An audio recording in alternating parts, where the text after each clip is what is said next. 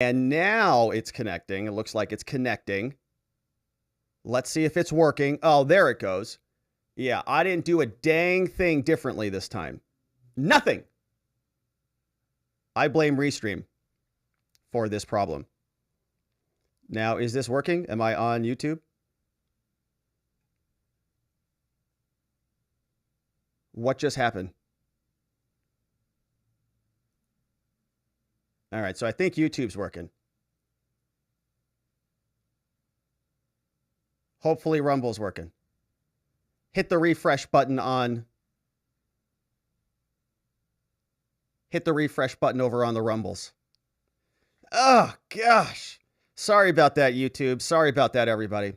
What a mess. All right, so I think I might have to be switching away from Restream and going over to StreamYard. I don't know.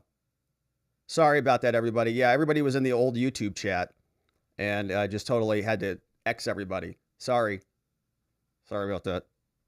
But it's working now, which is tremendous news. That means we can go ahead and get started.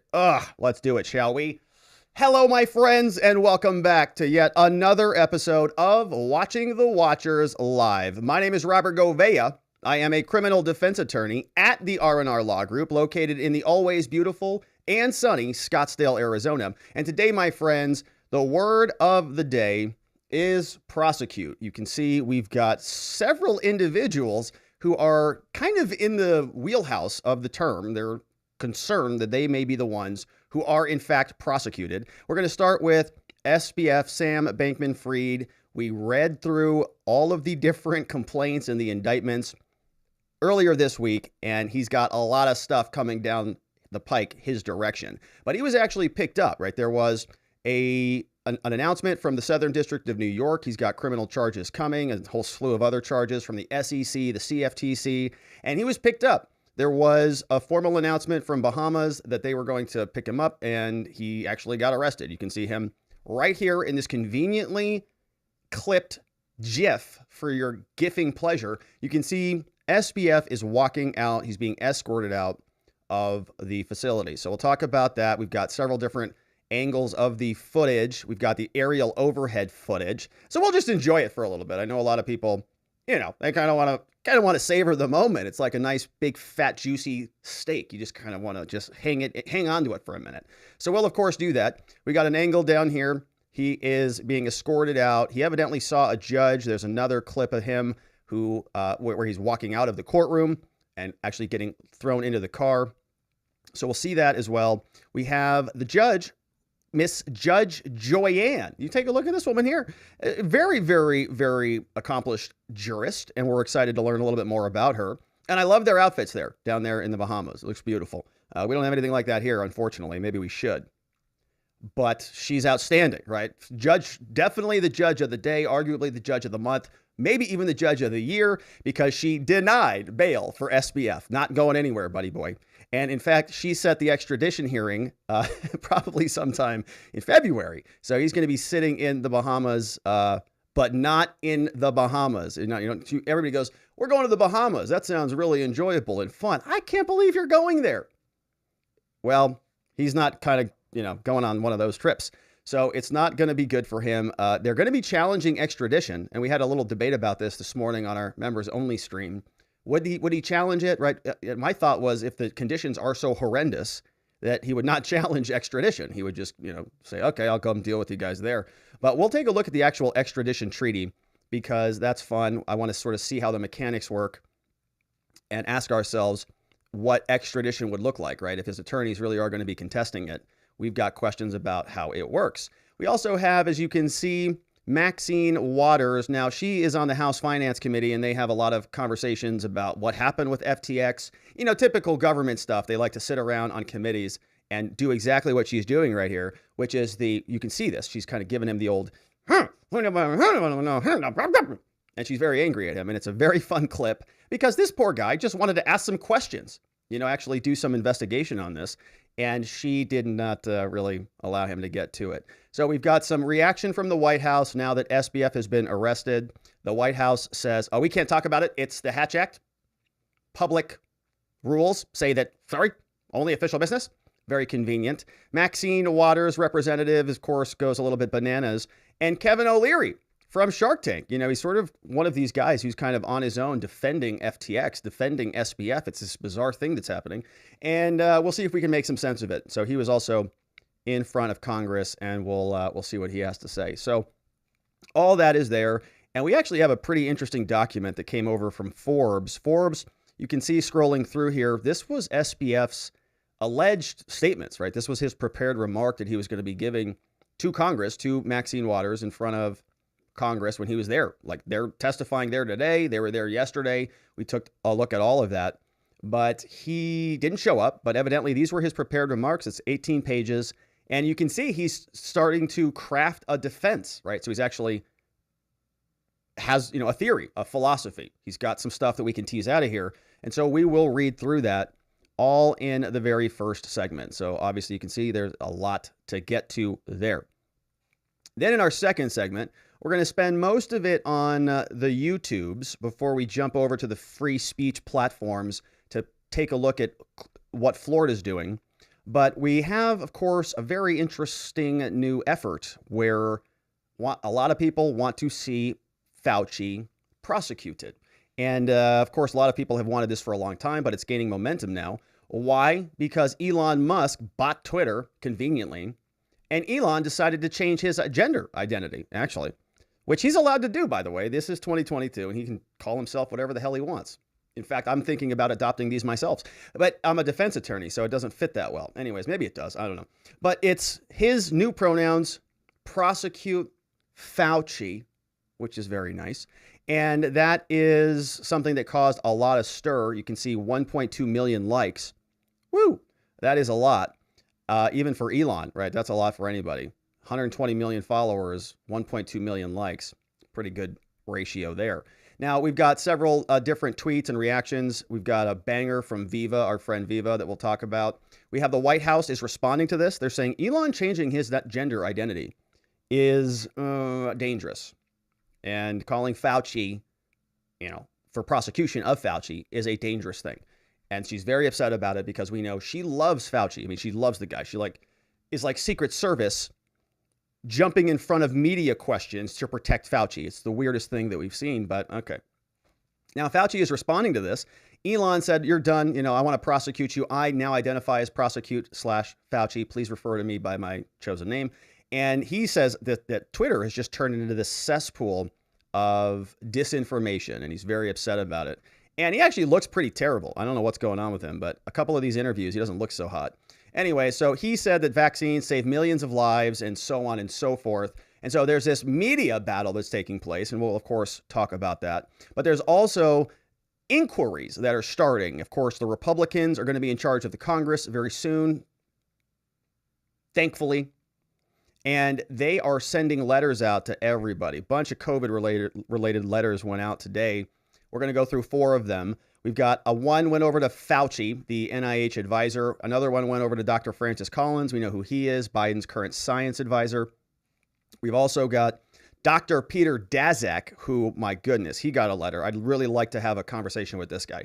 And he got a letter from the GOP, and they also sent one to Dr. Xavier Becerra, Health and Human Services. So all of them are getting asked some serious questions about COVID and about, what they know and when they knew it. And there's all sorts of information that's now going to coming out because the Republicans will be back in charge.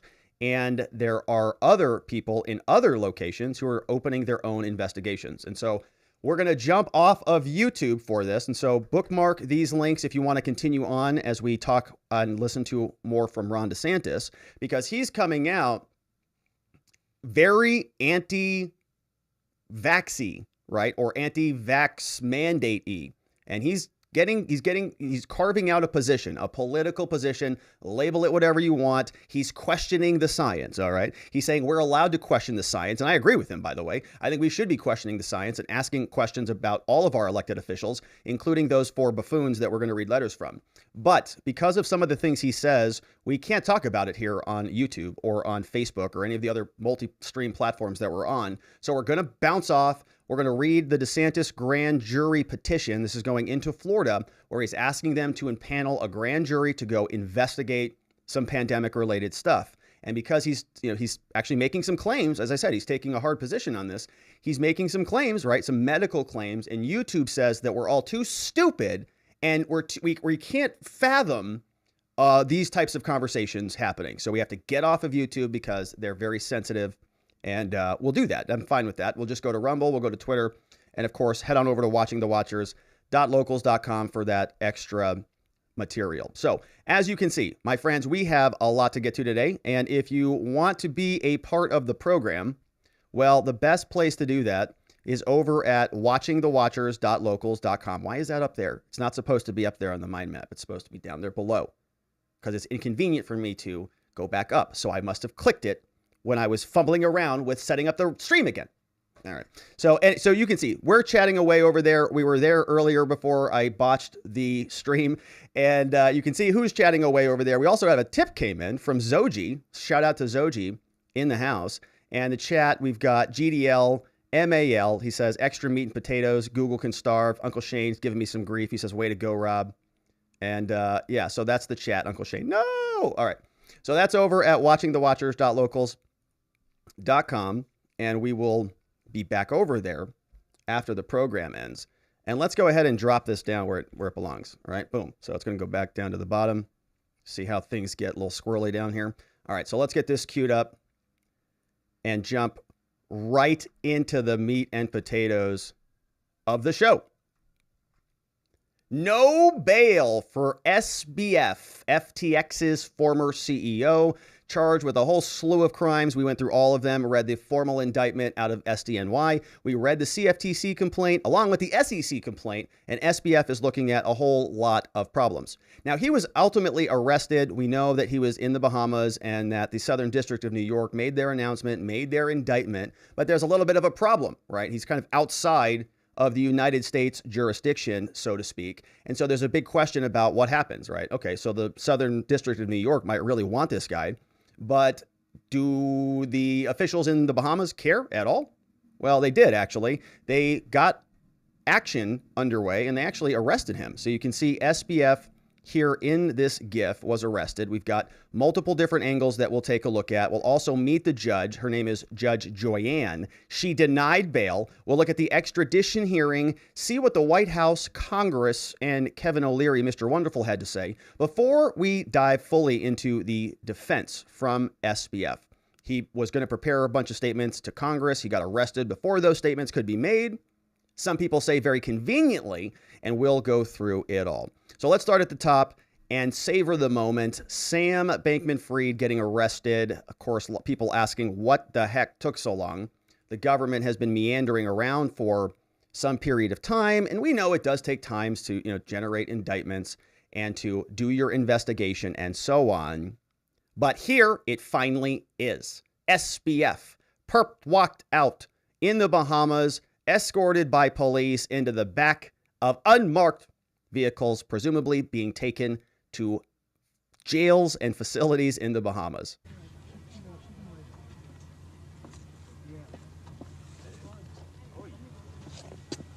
We're seeing some activity. Police officers, we can see Sam Bankman-Fried in a blue suit and a white shirt being walked to the vehicle. He is in handcuffs. He's been placed into the back seat of this blue Ford vehicle. He was surrounded by police officers as he was walked out.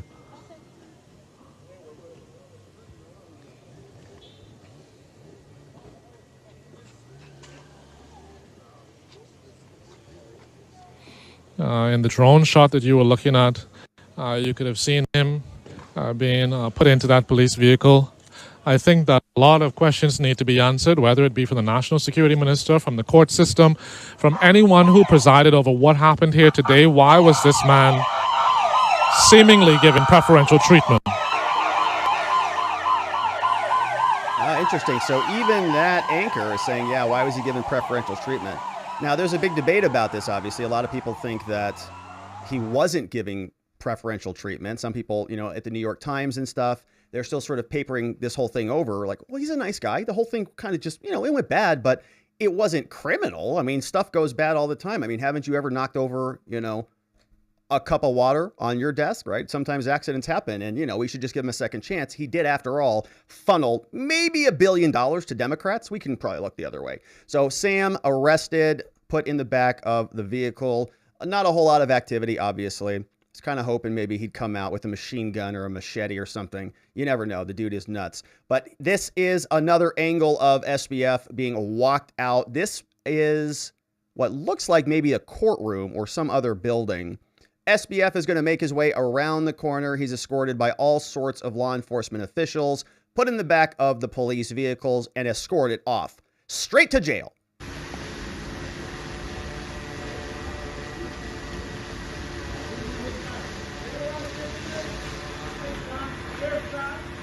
Anything you'd like to say?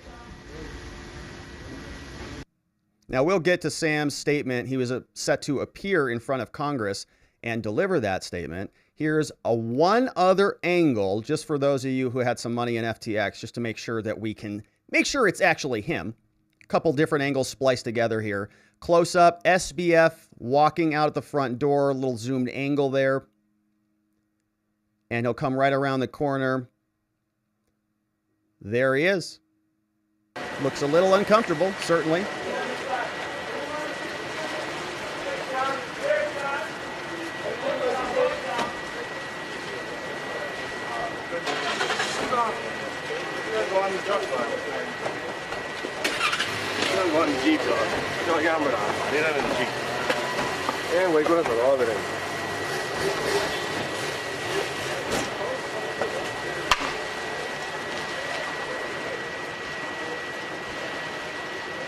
So they're just hanging out now. That guy's got a machine gun. Nice.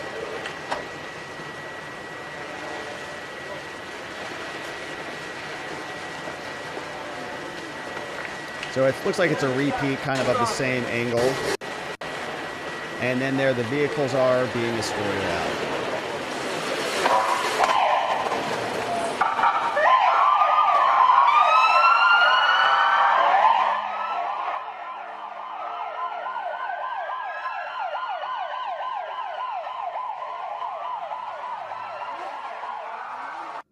All right, so SBF escorted off by the police in the Bahamas, and they took him in front of a judge. Let's meet the judge. SBF's Judge Joyann is the judge who denied him bail. You can see we know a little bit more about her. I found this article from October 21st, 2013. Joyann Ferguson Pratt is the name of that beautiful woman that you saw, was confirmed as a chief magistrate yesterday, back in 2013. Chief Justice Sir Michael Barnett announced that the Governor General acted on the recommendation of another judge. She was appointed to act in the Bahamas, was called to the Bahamas Bar, February 1988. Wow. So she's been a lawyer for quite some time. She served as the Office of the Attorney General until February 2011. She was transferred to the Magistracy to serve as magistrate. Sir Michael said that he was pleased with the appointment. Sir Michael said, Miss Ferguson Pratt will provide strong leadership as we seek to make the magistrates' court system more responsive to the needs of the Bahamas. Outstanding. So we love to see that. So shout out to Judge Ferguson Pratt. You can see here outstanding outfits. Love the ensemble. Unfortunately, we don't have anything like that here in Arizona, but maybe we can start a trend. Now, the question is, what happened at the bond hearing? We know that bond was denied. A clip from an article over on a crypto website told us that the Bahamas Chief Judge Magistrate, Joyann Ferguson, who we just learned about, on Tuesday denied SBF's petition to be released. And he only wanted to be released on a $250,000 bail, which is like, I mean, honestly, chump change. We talked previously when we read through the full complaint that came, I think, from the SEC, that they were alleging that he stole, can I be so bold to say allegedly stole $136 million in personal loans, right? He just said, oh, I kind of need your money now. And he took that $136 million. So just divide $136 million by $250,000. It's like tip money, all right, literally. So denied the Bankman's petition to be released, instead ordered Bankman to be sent to the country's Department of Corrections. Oh, yes. Man, that stings. Earlier, Bankman-Fried's legal team had declared in the Bahamas Magistrate Court that he would fight extradition to the United States, should it be requested, which obviously it will. Ryan Pinder, the Bahamas Attorney General and the Minister of Legal Affairs, he said in a statement on Monday that his office was notified that the U.S., quote, is likely to request extradition. So pretty obvious on that one, right? Makes all the sense in the world. So now the question is, what will the formal process look like? And, you know, I'll be honest, right? A little bit of me as a criminal defense attorney, you know, I do not like it when people are arrested, right? It's a traumatic thing. Like, there are people that probably care about this guy who are going to go through difficulties and have troubles. You know, I also don't endorse, you know, stealing $40 billion or, you know, doing anything that he did. But, you know, when these things happen, right, it's a bomb that goes off. So, like, it's a tragedy, right? So you can be sort of happy that justice is being brought. But at the same time, it's like, man, I wish none of this stuff ever happened, you know? So I just sort of, I feel for the extended explosion. Like, there's a blast zone that happens. And this is a young guy, right? It's a 29-year-old guy. I don't know what the heck happened here, but his life's basically over. And, you know, we don't know what the consequences of this are. And so I just want to make a quick note on that. Now, we'll continue on. Of course, we know a little bit more about the judge, and the judge is basically done until we have the extradition hearing, but that's not scheduled until sometime in February. But the question is about extradition, right? So is Sam ultimately going to be extradited? The U.S. government wants him. We saw that here. We see that they are going to request his extradition, but Sam's lawyers are going to contest it. So what does that mean? Are we going to actually be able to get SBF back in the United States? This is the treaty between the United States and the Bahamas regarding extradition. You see, this is titled Law Enforcement. It was signed back in 1990 from the Department of State of the United States of America. Now, there's a note here saying that the Department of State had approved July 8th, 1966, that treaties and other organizations are... Can you hear leaf blower guy out there? Leaf blower guy is right out here. Can you hear him? He always comes right at the showtime, doesn't he? Can you guys hear him? All right, well, we'll just keep going. He's out there. You can see the note by the Department of State. They're basically saying we have the authority to do this because the Constitution says so. We have some brief history of what the Bahamas have in terms of how this progressed. 1990 was when the treaty was signed. It entered into full force 1994. Now, this is where the legal splicing comes into play. Extradition Treaty between the government of the U.S. and the Commonwealth of the Bahamas. The government of the United States and the government of the Bahamas enter into this treaty.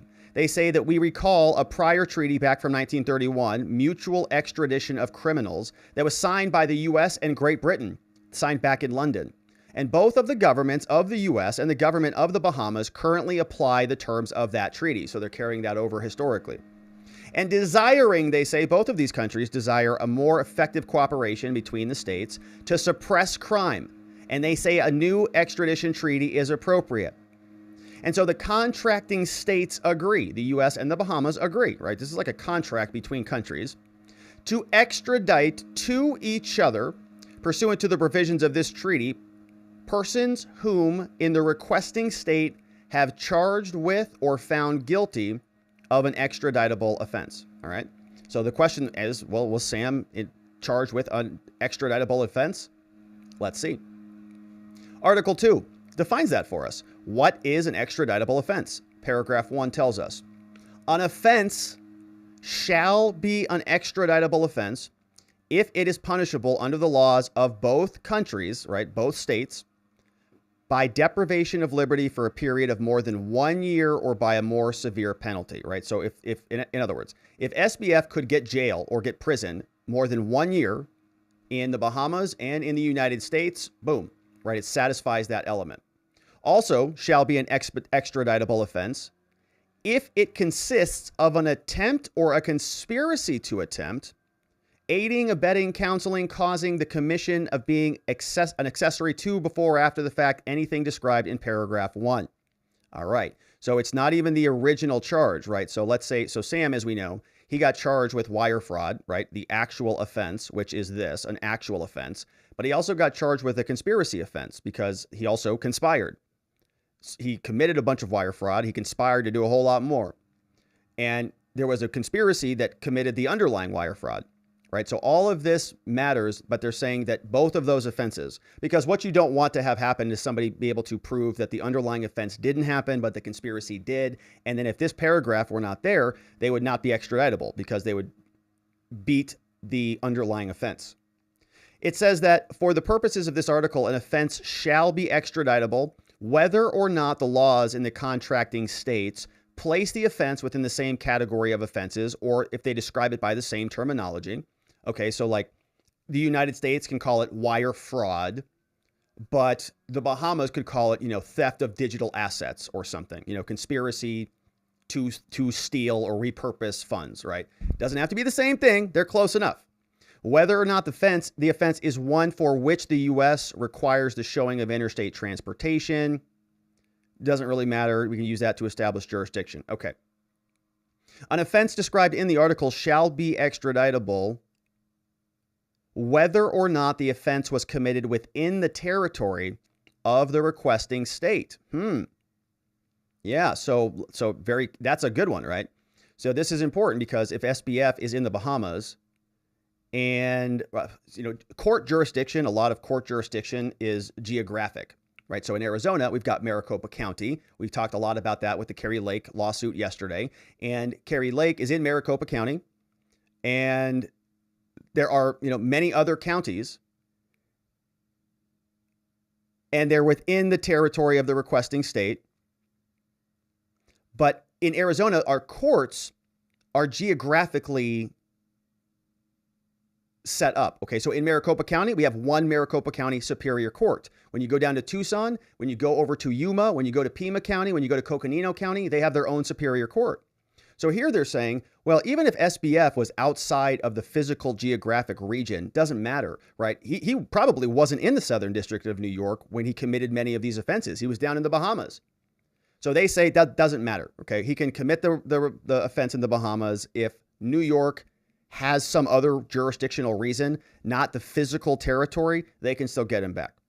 However, if the offense was committed outside the territory of the requesting state, extradition shall be granted if the law of the requested state provides punishment for an offense committed outside of its territory in similar circumstances, right? So if you could charge him in New York, right? In other words, if New York has jurisdiction or the SEC has jurisdiction or the CFTC has jurisdiction, then they're saying that they'll more or less acknowledge that.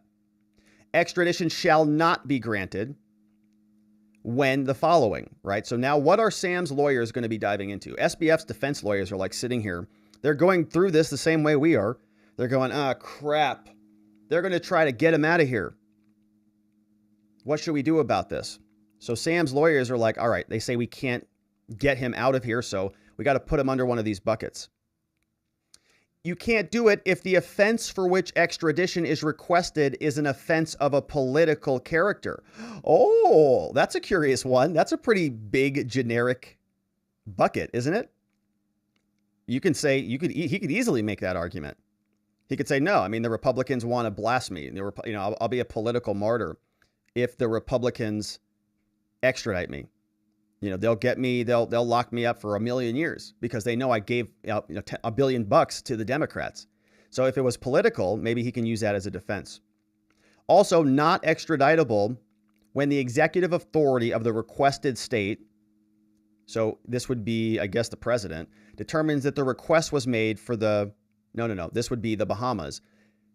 The primary purpose was for prosecuting or punishing a person for an offense of a political character. Right? So if they make this guy into a political martyr, you see where this is going? So they could make this a Republican political martyr. They could say, no, this is, or a Democratic martyr. They could say that the U.S. government really wants this guy. Democrats, Republicans are going to, skewer him. And so they think it's political and he's a political, exile. No extradition if the executive authority of the Bahamas determines that it was politically or racially motivated. If the request. The following offenses shall not be considered to be offenses of a political character, right? So now Sam's going to try to get into the political character protection, right? That's the exception against extradition. But they say this is clearly not. If it's a murder or a willful crime against the head of state or that person's family, okay, that makes sense. An offense, so like if you try to murder. So the Bahamas are saying if Sam Bankman-Fried had tried to murder somebody in the Bahamas, like a head of state of the Bahamas, then they're not going to extradite that person. Okay, the United States can say we want Sam, but they'll say, no, he tried to murder somebody here. So we're not giving you back him. All right, sorry. If an offense with respect to the contracting state is to prosecute pursuant to a multilateral treaty, the executive authority of the requested state may refuse it if they're not ordinary offenses, so military law stuff. Extradition shall not be refused on the ground that the fugitive is a citizen or national of the requested state. And they also have Article 5. They say no extradition when the person sought has been convicted in the requested state for the offense for which extradition is requested. Okay, that makes sense. So this is saying that if he got convicted in the Bahamas, right? So in other words, if he's been convicted of wire fraud in the Bahamas and the U.S. wants to bring him in for wire fraud, they'll say, well, he was already convicted of wire fraud here. That's good enough for there. So you don't get him. Not precluded by the fact that the competent authorities in the requested state have decided not to prosecute or to discontinue any criminal proceedings which have not been instituted. Extradition shall not be granted when all prosecution has become barred by a lapse of time according to the laws in the requesting state. Yeah, so this is called the statute of limitations, right? You have to bring charges within a certain period of time. Like in a DUI case, for example, right? If it's a misdemeanor in Arizona, they got to bring charges within 1 year. If they don't bring it within 1 year, well, then they lose the right to do that because you want to incentivize the government to prosecute people. You don't want them to say, you committed a DUI 25 years ago and we like to prosecute you today. You go, what? What are you talking about? Right? So there's a limit. And they're saying if that would have expired, obviously that hasn't happened. This is all relatively new. Capital punishment. So if they're asking for the death penalty, it adds some complexities. Nobody's asking for the death penalty, at least legally, yet. Also, extradition procedures. So this is how it will formally work. The requests for extradition shall be made through diplomatic channels. The request shall be supported by documents, statements, other evidence which describe the identity, the probable location of the person sought, in this case, Sam. A statement of the facts, including, if the possible, the time, location of the offense. They'll get that all from the indictment. A statement of the provisions of the law describing the essential elements. Again, the indictment. Same here. Elements of the offense. The time limit on the prosecution. That's probably not in the indictment. I don't remember it being in there. But that would be the time limit they would just get from New York or from federal law. A request for extradition relating to a person not convicted shall also be supported by, all right, so they want a copy of the warrant of the arrest, no problem. They should be able to get that. The evidence as would justify the committal for trial, or if the person had been committed. So they want some actual evidence. Interesting. A request for extradition relating to a person convicted of the offense. So he has not been convicted, so this doesn't apply. All documents shall be submitted in English. They wanted in English down there. And documents in support of the request shall be transmitted through the diplomatic channels as required by law. Now, if the executive authority of the Bahamas considers that the information furnished in support of the request is not sufficient, it shall request more info. We're allowed to do that. And the executive authority of the Bahamas may fix a time limit for that information. So we can say, look, if you really want Sam, get us all these materials within the next 30 days, or else the answer is no. Nothing in the foregoing shall prevent the executive authority of the requested state from presenting the court the information or evidence. In a case of urgency, either the contracting state, so the United States, may request the provisional arrest of any person accused of an extraditable offense. So that may be what happened. We don't know. Application for provisional arrest shall be made through the diplomatic channels, right? So did the State Department contact the Bahamas? Or directly between the DOJ and the Attorney General or Interpol? The application for the provisional arrest, right? So it's almost like a secondary arrest warrant. Literally, the description of the person sought, the location of the person sought, so SBF. A brief statement of the facts of the case, including, if possible, the location of the offense, which was all over the country, the world. A statement of the existence of a warrant, the statement of request for extradition, so they want sort of like a brief narrative. Once they get the application, the state will take the appropriate request, notify the results, so they'll notify the United States. Here, a person who is provisionally arrested, which this may be where Sam is, shall be discharged from custody upon the expiration of 60 days from the date of the arrest. Yeah, and that would put us in February, right? The fact that the person sought has been discharged shall not prejudice. There's a decision and a surrender. Prompt communication between all the entities. If the request is denied, the requested state shall provide an information for the reason for the denial. If it's granted, they'll agree on the time, place, and location for the surrender.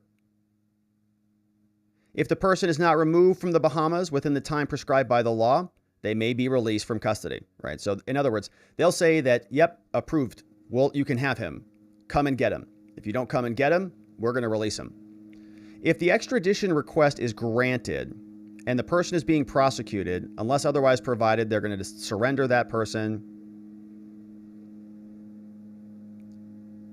And you can see the rest of this is talking about property.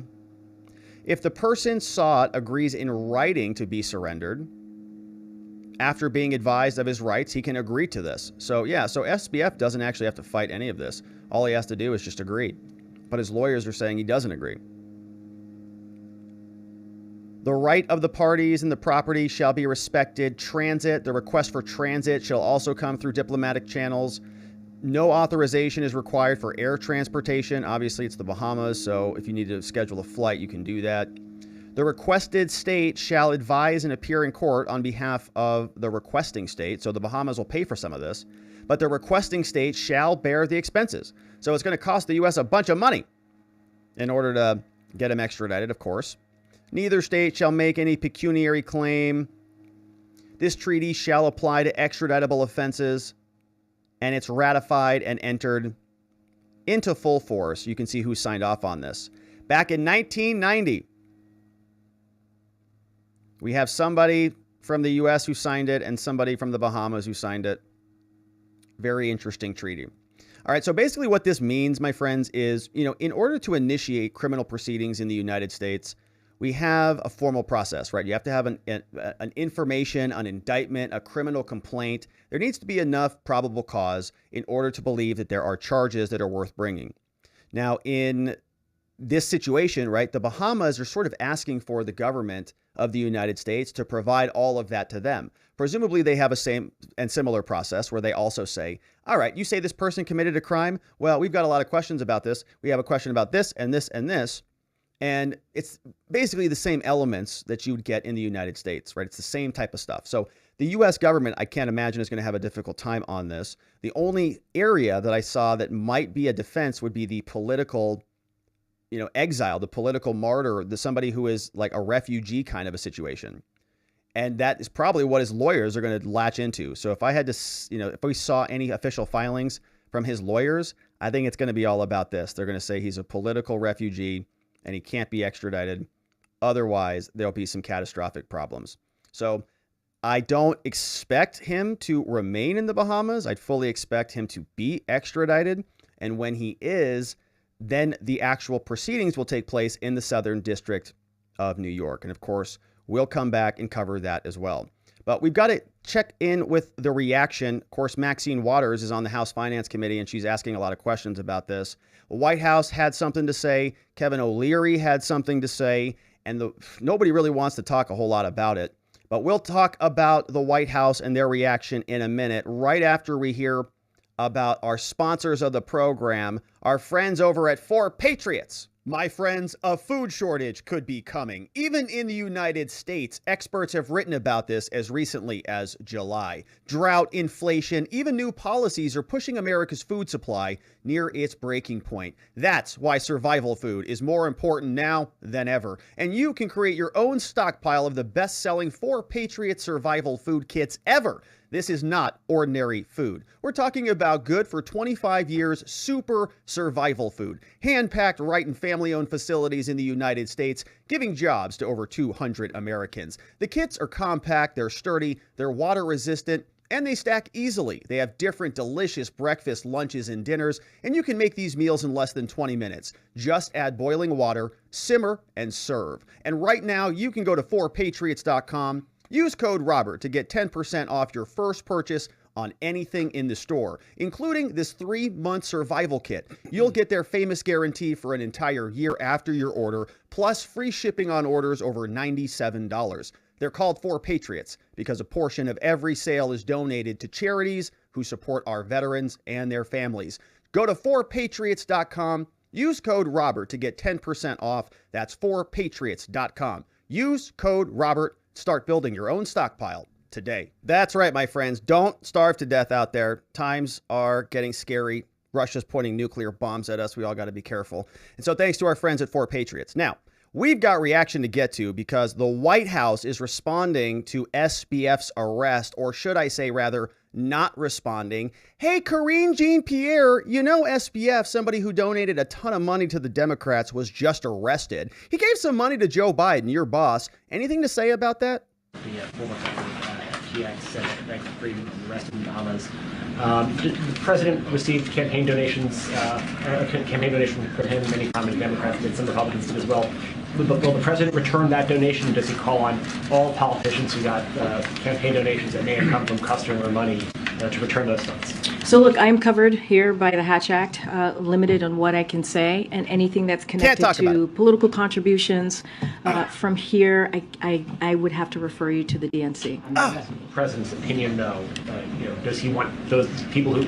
No, you asked me two questions. You asked me about will he return the donations, and then you asked me about his opinion. I'm answering the first part, which is... What about the second one? I'm covered by the Hatch Act from here. I'm limited on what I can say, and I just can't talk to political contributions or anything related to that. I cannot speak about it from here. And his opinion, though... I just cannot speak to this from here. Even his opinion, even his thoughts about the contributions, donations, I cannot speak about that from here. And then are you covered by the Hatch Act? I am covered by the Hatch Act, which I'm happy to say over and over again because we believe in the rule of law here. Yeah, you sure do. Yeah, that's why you just kind of crap all over the Constitution every time you can. Courts even agree with that one. So she is using that little escape hatch. The Hatch Act escape hatch is very convenient for her. She'll pull that card out anytime there's something she doesn't want to answer. Hatch Act, got one.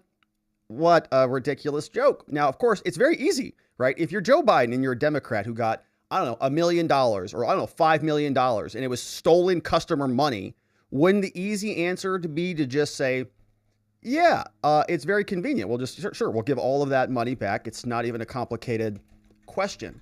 And I think there were other people who have done this already. In fact, I thought that Beto has already done this. In fact, he did.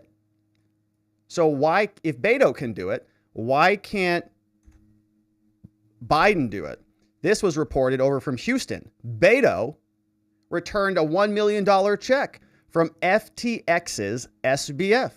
O'Rourke gave the money back before the company's scandals became public because they were taken aback by such a large unsolicited donation. Oh, they didn't even, so they go, that's weird. $1 million came in. So shout out to Beto for actually figuring that one out.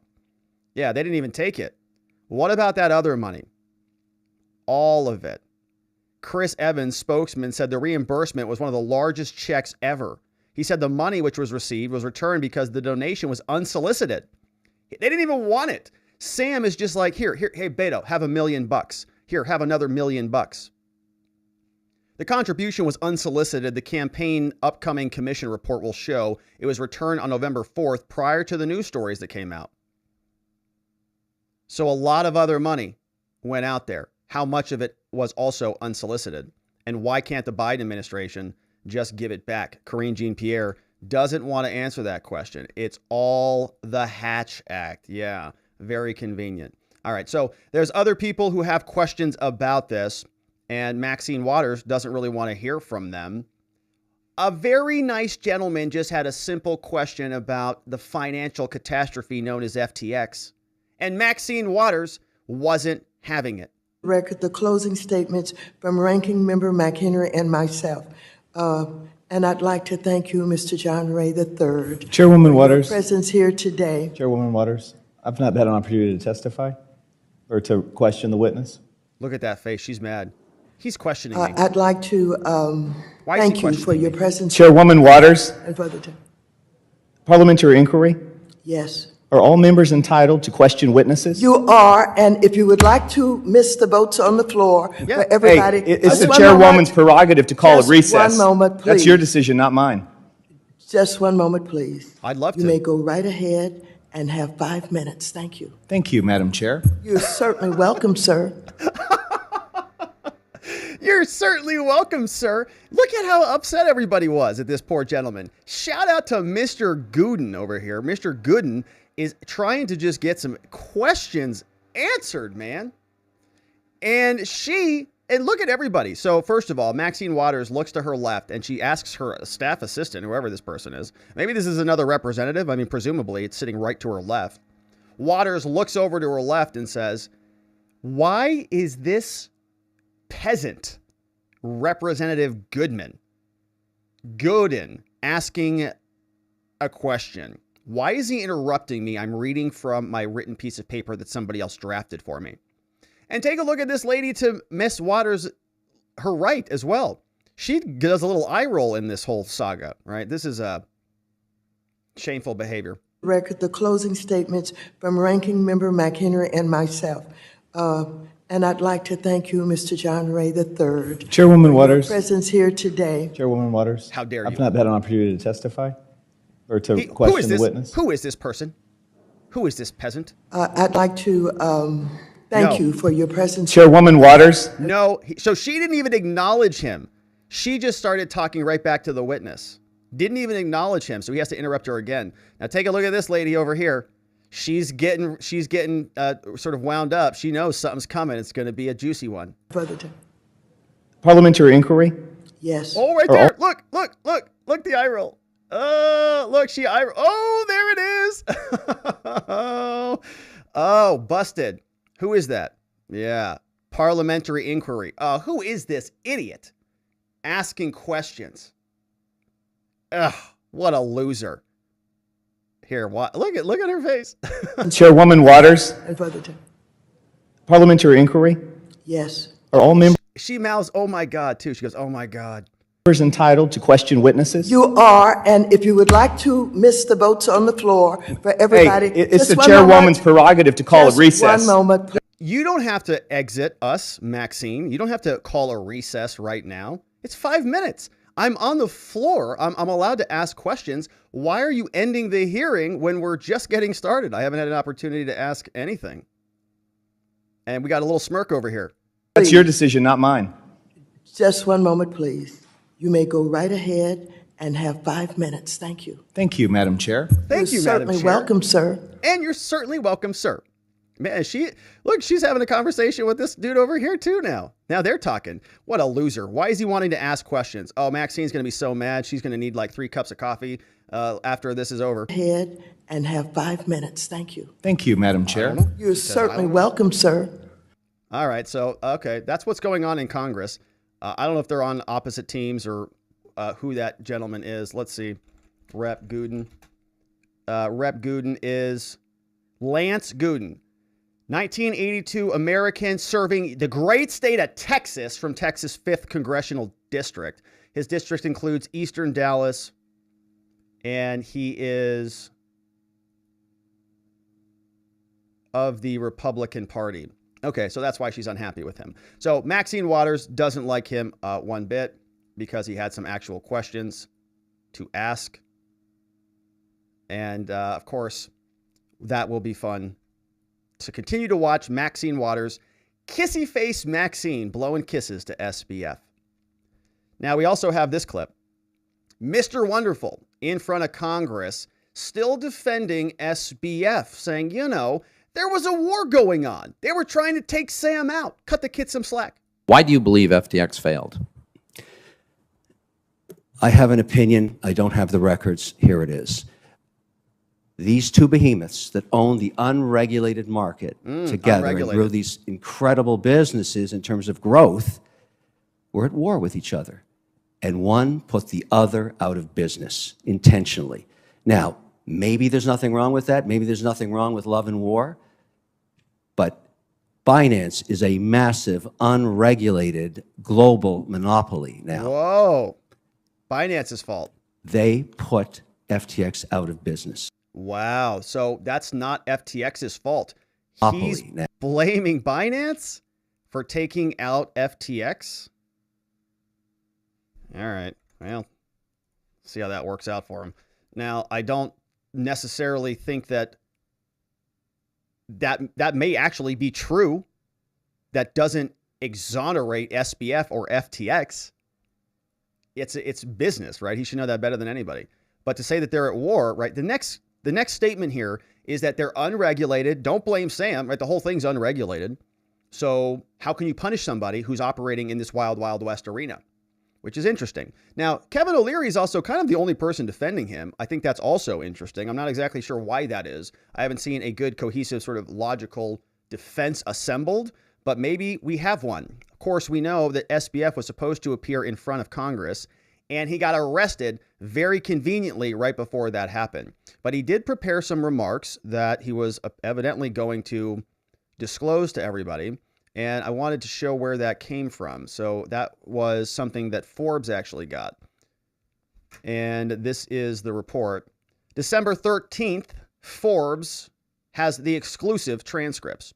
The full testimony that Bankman-Fried planned to give before Congress. They got their hands on this. Stephen Ehrlich over at Forbes. He says Forbes obtained a copy of the testimony and we're publishing it here verbatim. You can also read the top takeaways and everyone he planned to blame in his remarks in the aftermath of FTX and the implosion. And so let's go through this in detail. Sam Bankman-Fried's summary from his prepared remarks to Congress.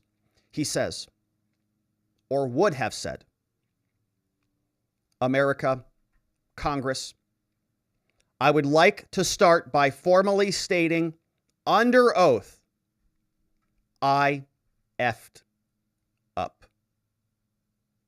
And was he going to use that profanity in the people's house? He says, I know that it doesn't mean much to say that I'm sorry, and I'm dedicating myself to as much as I can to doing right by my customers. When all is said and done, I'll judge myself primarily by one metric, whether I have eventually been able to make customers whole. If I fail our customers in this regard, I have failed myself. Sam says, or was going to say, that last year my net worth was valued at $20 billion. Today, I would be wrong to say that I have nothing. I have a loving family, I have food on my plate, and that's more than life has given billions of people. It says, but as last I saw, I believe my bank account now has $100,000 in it. I don't know for sure because I have been denied access to many of my own personal passwords, data, documents, and accounts. And as of today, I and many other members of FTX's international former management team are missing access to key data. So he can't comment on a bunch of stuff that could help inform customers and inform the team and inform the regulators. Nearly all of this data is held by John J. Ray III, the Chapter 11 team. In fact, many of us are still missing access to our own personal data, which is being held hostage by the Chapter 11's team leadership. Oh, gosh. When we have asked for access to our own personal data and passwords, an example response reads, you should take steps, as we've suggested to others in the same position, to reset your passwords for any relevant accounts, they say. So poor Sam doesn't have access to his passwords. Now, as such, he says, much of my testimony is less confident and detailed than I would want it to be. And I apologize if I'm unable to confidently answer completely reasonable questions. I unfortunately cannot access most of FTX's current or historical data right now to confirm my understanding, right? So all of this is like a pre-buttal, okay? He's sort of he's trying to remove questions from the field. He's just telling them, right? If you ask me certain things, I'm just going to tell you I don't know. It's in the first page, right?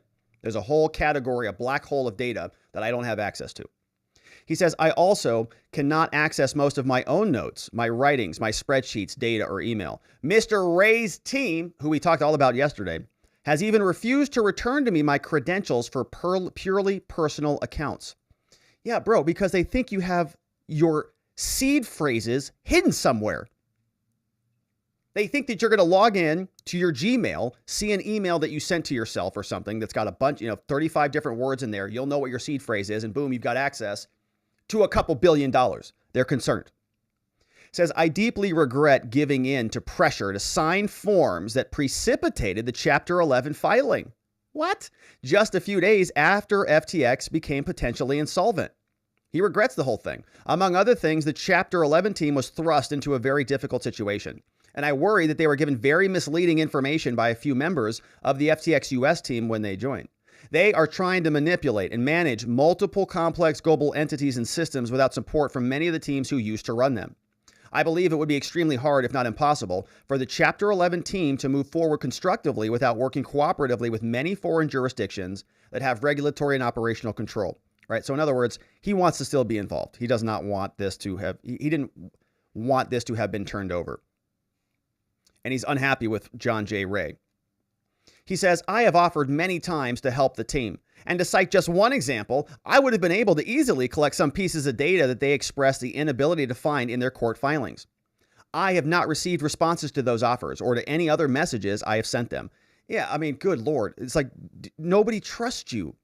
It's like, it would be like having Jim Baker involved in the Twitter file. It'd be like having Jim Baker review his own files before he sent them over to Barry Weiss. Oh, wait, he did that. Yeah. It would be the same thing here, though. It would be ridiculous. Yeah. Can you tell us what these spreadsheets say when you have a history of manipulating every other document that you've ever touched? Sam says, I reached out to Mr. Ray and the Chapter 11 team numerous times. And sometimes I've been requesting access to my own data, but other times I've been attempting to alert them to potential information that they need for their jobs. He says, I've sent 5 emails to Mr. Ray, and he never responded, nor has he even reached out to me to communicate in other ways. He's not returning your phone calls. Yeah. All right. That's a bummer, I guess. Now, he has not responded, for instance, to an email of mine that said, I have potentially pertinent information concerning future opportunities and financing for FTX. Right? He says, I would love to talk to you, whether it's via phone or email, so I can help you. But to the best of my knowledge, FTX US, he says, remains solvent and could pay off all of its customers in full tomorrow. So the US customers are good. Unfortunately, the Chapter 11 team has frozen FTX US, blocking customers. The customers who have lost assets are those who traded on FTX International, which do not accept US residents. My primary focus right now is to do right by the customers of FTX International. I am fighting to make these customers whole, and I will keep doing that. That's my path forward. He says, I do believe there is credible path forward to putting together billions of dollars of additional funds that would involve significant external financing.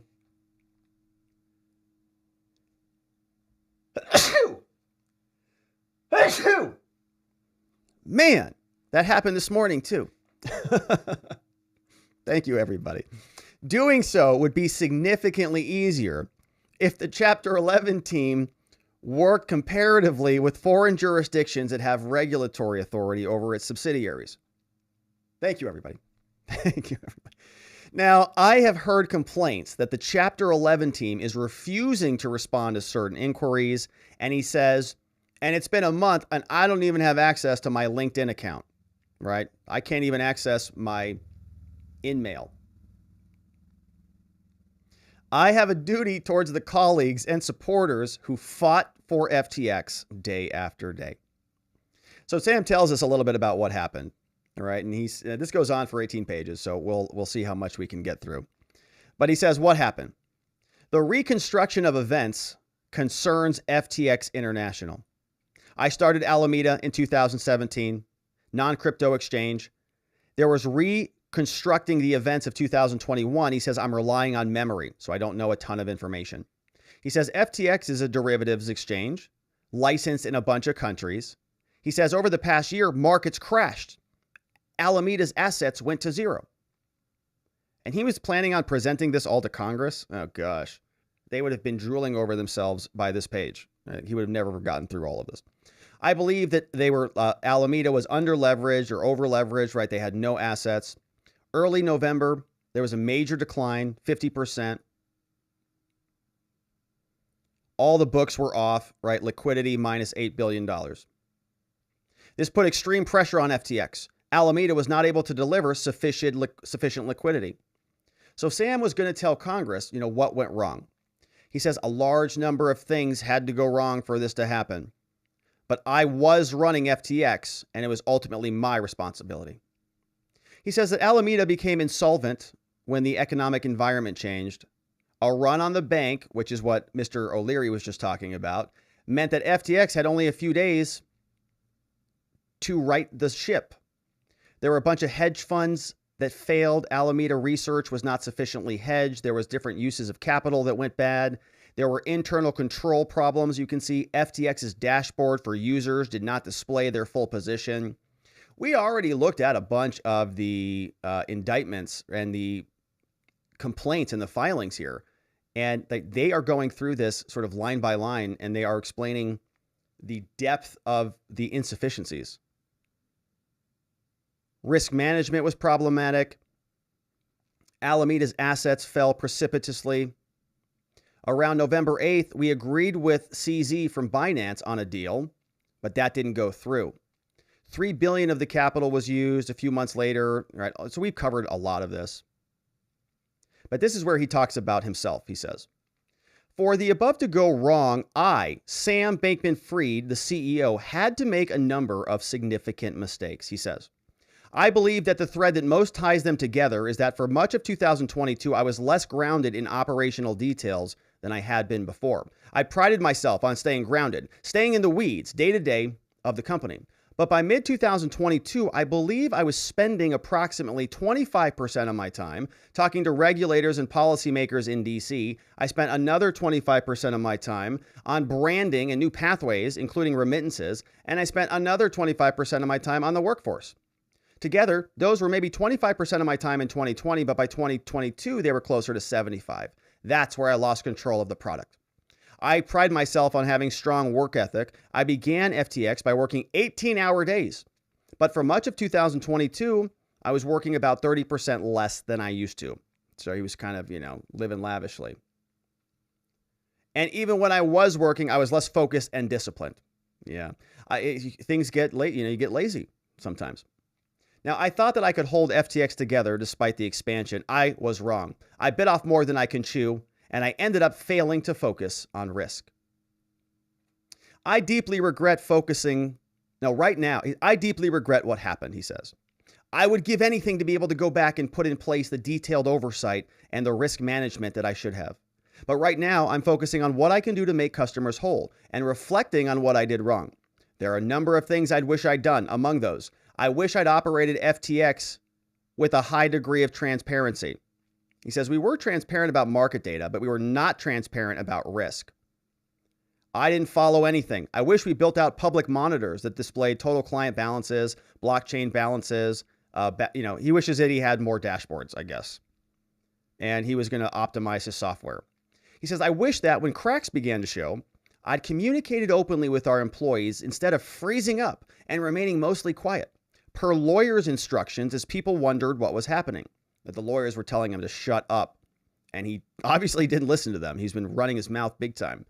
I wish I had not clicked on a button on DocuSign at 4:30 a.m., leaving some of FTX under destructive leadership. Oh, he is pissed. And I deeply regret not taking advice of employees and supporters who knew what Chapter 11 would mean for customers. I received a call from a regulatorily experienced advisor who I deeply trust and respect shortly before the 8:30 a.m. call imploring me not to do it. What they said felt correct to me. I talked with my counsel, who strongly pushed back. In retrospect, I can confidently say that they were right and my now ex-counsel was wrong. Man, so he doesn't even want to be in this situation. He's like, I should have kept control of the company. And more than anything else, I wish I had remained grounded and spent at least as much time focusing on and safeguarding user assets as I did on branding and partnerships. So he is not, yeah. That's not going to go over well, I think, with the courts. He's like zero remorse there at all. He's like, I'd actually still be in charge if I could. Now, between November 6th and November 10th, Sam says, I received a large number of calls from prospective investors, many of them potentially interested in contributing more than $1 billion of financing. On November 8th, I was put under extreme pressure to file for Chapter 11. Most of it came from this lawyer, Ryan Miller, general counsel of FTX US and a former partner. He represented FTX. He says, I have 19 pages of screenshots from Sullivan and Cromwell and others. Wow. Saying that they were influenced by them, all sent over a 2-day period, pressuring me to quickly file Chapter 11. They ranged from adamant to mentally unbalanced. They also called many of my friends, coworkers, family members, and they pressured them to pressure me to file, some of whom were emotionally damaged by the pressures. Some of them came to me crying. So he is, he's trying to say that he was unduly influenced on this, that he didn't want to do any of this stuff. Lawyers pressured him. Okay. Think of this in criminal law. If somebody pressures you to take a plea deal, they say, you got to plead guilty to this thing, man. If we go to trial and you lose, you're going to go to prison for 1,000,000 years and you have to do this and you have to do that, right? The judges, before they accept that, they say to this person, do you know what you're doing? Have you taken any drugs or alcohol? Did anybody promise you anything not contained in this plea deal? Do you trust your lawyer? Did he do a good job for you? Judges will ask them that. All right, you're knowingly doing this? You're voluntarily doing this? You're sure you're not on drugs? No, man, I'm not on drugs. All right. They go through this entire speech in order to get it done. But this guy, right? And if you don't, right? If there really was pressure, like if you come back on that plea deal and your lawyer was like, yeah, like I was going to, like I told him I was going to push him off a bridge if he didn't take this plea deal, or something like that. Yeah, you can get out of a plea deal. And so Sam is doing the same thing. He's basically trying to say I was unduly pressured, unduly influenced to even sign these documents in the first place. Says it was only later that I was informed that it was very unusual for such a significant filing to be made so quickly. He says the lawyers chose John Ray to run the team. During the time I was pressured to file, Sullivan and the lawyers told me, my counsel, that I would get to choose the board chair, but they silently reneged that. 4:30 a.m. against my better judgment, Sam says, I clicked on the DocuSign link that would nominate John Ray as CEO. Less than 10 minutes later, I received a personal funding offer for billions of dollars to help make customers whole. Where'd that money come from? Who wanted to put that money up? 10 minutes later? Who is that? A few minutes thereafter, I instructed my lawyer to rescind the document. He wants to revoke the Chapter 11 filings. It had become clear to me that that was not the best way forward. So that dude had a bad 30 minutes right there. My counsel informed me a few minutes later, sorry, too late to rescind it. You already signed it. Lawyers are submitting it on my behalf despite my instructions not to. 6 hours later, more than ample time to change course, lawyers filed the document with the court against my wishes and stated orders. That's very interesting. All right. That is very, very interesting. If that's true, right, he can say, right, if he sent an email to them, I reject this, I undo it, right? Now he's got another claim against his lawyers. And yeah, I don't know how that's going to work out. Now he's in jail and he doesn't have a lot of access to funds. And right, if at our law firm, okay, this has happened, right? Somebody signs a contract. They say, okay, I'd love to work with your law firm. You sound great. All right. We sign the documents. Okay. We've got court the next day and somebody calls in and they say, hey, guess what? I met another lawyer who I like better than you. We say, that's impossible, first of all, but okay, that's fine. what would you like to do? They'd say, well, I'd like to refund the money and we'd like to, go with the other lawyers. No problem. Happy to. Okay, great. I'm glad that you found somebody that you can work with well. We want you to be comfortable if you found somebody more comfortable. Okay, great. So yes, okay, we shred the fee agreement, give them back their money. That's it. So, right. And because that's kind of the right thing to do, because the client has expressed they don't want to work with you anymore. The client has terminated that relationship or given you a direct order. And in this case, right, if that happened, like if they're just processing these paperwork, like all these lawyers are scrambling around in this office, they're like, oh, perfect. We just got Sam's signed agreement. And then they say, oh, but he just sent an email 20 minutes later saying he wants to revoke that. And everybody's looking around. They're like, I didn't see that email. Did you see that email from Sam? No, I didn't see it. I didn't see it at all. I was too busy working on this new agreement that came in. So no, I didn't see it. You didn't see it, right? Nope, didn't see it either. You? Nope. Okay. Right. And they all file the documents. Now, of course, this is SBF, who is, probably a sociopath and, a gigantic fraudster who's making these claims, but it's still interesting, right? He's saying that his lawyers went against his direct orders. And, lawyers, you're not supposed to do that traditionally. After John filed for Chapter 11 for all of the entities, including a fully solvent U.S. entity, FTX, in which they shut down customer access and withdrawals, his team appointed legal counsel. They say that he's famously known, John Ray, we talked about him, he's John J. Ray III, was known for his work at Enron. They recommended him to manage FTX. Law firms were paid roughly $700 million in fees from Enron that otherwise would have gone to creditors, right? So he's saying now that the lawyers just wanted the money. They just want this case closed. They just want to be appointed as the CEO. They know they're going to make a boatload of money. So to summarize, to the best of my knowledge, when Enron, says Sam, went through the Chapter 11 process, John Jay and S&C were both lawyers of the state. They got paid $700 million. Okay, so he's saying that they made a bunch of money, so they're conflicted off, right? And these are sort of ad hominem attacks now. He's saying that these guys are corrupt, they've got conflicts of interest because they're going to make a boatload of money. Not that he wrecked, $40 billion of potential customer funds. That's beside the point. Right. Same thing that Enron did, right? Like these guys got fees because they delivered major value. They went and got a bunch of money back.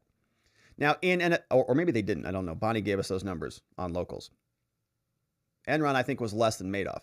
Anyways, the point is he's just attacking the lawyers now. He's saying they are corrupted. They are prejudiced. They're conflicted off. In an official statement, Sam says Ryan Pinder said it's possible that the prospect of a multi-million-dollar legal and consultancy fees is driving the strategy. So he's sharing a story from the New York Post. He's saying even the Bahamas are saying that it's about the fees. He says, I will end this section with a screenshot of a message Mr. Miller sent to much of FTX's leadership 10/23 November 8th. Renee Miller says, I need to wire Sulcom, which is Sullivan Cromwell, $4 million to make sure we are all represented through this. And we preserve any value that is left tomorrow from FTX.com cash.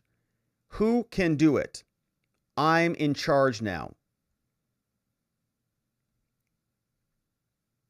From Mr. Miller. Mr. Miller is presumably one of the lawyers. So Sam says, needless to say, Cromwell have not made sure we're all represented through this. They've done a good job, however, to make sure they got $4 million. So Sam, he continues on. He says, look, as of today, I'm still aware of billions of dollars of serious offers of financing, including signed letters of intent, billions of dollars that could potentially make customers whole. However, I believe that all of those are conditional on FTX being restarted as an exchange. Wow. So this dude's like holding it almost like it's like a hostage negotiation. Says, I can repay billions of dollars. I can make this whole, but you have to give me back control of my company again. I sincerely hope that all of the global teams working on FTX are seriously considering the possibility, because I would drive a large amount of value to customers and their creditors. However, I admit I'm not optimistic about some of the parts of the process. I have not myself witnessed any progress with Mr. Ray's team. And they said, referencing my plans, that a capital raise was a 0% likelihood. They said, in response to my desire to keep FTF active, they say, Mr. Miller said, hey, Sam, there's nothing to save, brother. It's all gone. He writes, I understand that the Chapter 11 team has been placed in a complex situation, and I regret placing them there. I regret the oversight. I have heard very good things about the members of the team, especially from others. I believe that they could be extremely valuable members of a more global process forward for FTX. So he's basically just pissed that he's cut out of the process. He says, they took my company away from me. I can handle it better than you guys can. Give me my company back. I was improperly induced into signing over the documents. And these people are corrupt and they only care about money. Okay. So basically everything that he did, everything he's accusing them of being, he certainly did, right? He stole a bunch of money. He had conflicts of interest. He was corrupt as can be. He wrecked his company, not them. They're stepping in here to clean up his mess and try to save his butt. And he's pretty ungrateful about it. So he talks about international jurisdictions. We'll fast forward through there. FTX US, he's saying, they're solvent, but John J. Ray became the CEO and suspended withdrawals. I do not believe the process has been appropriate for FTX US. He says, now I've made a number of statements over the process, which I believe are inaccurate or substantially misleading. Yeah, that's a pretty big admission. So are you saying that some of your statements were fraudulent? Gosh, it would have been a big problem if he said all this stuff out loud for him. It's weird that they didn't allow him to do that. If he came out and said I was lying about all of this stuff, right, that's a problem. He said, I made numerous assertions. No, these aren't his statements. These are their statements. So retract all of that. Not my statements, their statements, a number of statements. Okay. He says that he's challenging John Jay's statements. He says, I think that the Chapter 11 team has overstepped its mandate. People should not have been removed. I believe the assets should be appropriately divvied out. He says, I believe the current team is putting in heroic effort to manage the business. But now he's just challenging, basically the work that they're doing, right? So here's a big pie chart. Global customer distribution, the various silos. He says, during this process, many people have made accusations against me. Some of them, including, for instance, that I exhibited poor risk management as oversight of CEO. He says, some are true, but many are not. He says, claims have been made that I personally or through an entity attempted to manipulate the stablecoin Tether, which crashed. This is categorically false. No, wait, has that crashed? I've never attempted to manipulate the price. I'm not aware of any activity. One such accusation was made by Binance CEO CZ. And he's got some text messages that he's sharing here. All right, let's see if there's any. I can't even hardly read them. So he puts those text messages in there. He says, I categorically deny any claims of manipulating Tether. I would like to put into the congressional record that claims that I manipulated Tether are false. Okay, nobody cares. You manipulated everything else. Nobody cares about this. Tether, you manipulated your entire company, brother. Thank you for putting on the record that you didn't do it to Tether. Great. Says, claims have been made that I tried to cause the implosion of Three Arrows Capital. Also false. False claims about me buying CZ's equity. I never said that either. Claims about this never happened. Claims that I have $1 billion stashed away personally, he says. He says, I'm aware of a bank account which, as best as I can remember, has roughly $100,000 in it. While I've taken loans out of Alameda in my name, as we saw yesterday, $136 million, those were not generally used for personal consumption or savings. Most were used to invest in the business. I believe that they were taken out of Alameda's trading profits and that they were billions of dollars prior to 2022. I was not involved in any of the restructuring of the loans. He says, as a believer in the effective altruism movement, my primary goal has never been personal enrichment. I'm motivated by a commitment to help bring happiness and alleviate suffering of others. My personal charitable contributions started in 2014, and they vastly outstrip what's left in my bank account. I'm not sure I'm going to even be able to pay my legal fees. I'm likely to rack up, not with $100,000 or not, and I'm not sure what to do about that. Going to be tough. I don't know, ask for donations. Maybe start another, you can't even touch crypto. But for now, I'm mostly trying to divert whatever funds of mine I can find away from paying lawyers and towards bringing value back to FTX. Various conspiracy theories involving myself he wants to reject, so he's just upset. He's just like clearing the air. You're all losers. I should have never signed this document. Everybody else is wrong. I'm right. These conspiracy theories about the Ukraine and the DNC. Any theory that I conspired with Ukraine to do anything other than what I stated I was doing about creating pathways for Ukrainians is not just false, but it's deeply offensive. Yeah, so those of you out there who are saying things, improperly maligning SBF for saying he is a fraudulent embezzler of money to the Ukrainians is really hurting his feelings, and you can't say that. He says that I created a hard partying culture at FTX. He says, no, there was dinner and board games. I didn't even start drinking until I was 21. He says, those of you claiming that I'm Jewish, he says, okay, technically that claim is true. He says, my name is Samuel Benjamin Bankman-Fried. My ancestors mostly arrived at Ellis Island in the first half of the 20th century.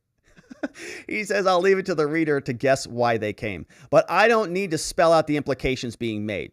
All right, so he's Jewish. Okay. He says that various theories that I take MSAM for a high or to treat Parkinson's. He says the MSAM patch is never indicated or prescribed for Parkinson's, so the theory is likely the result of lazy internet searches, you idiots.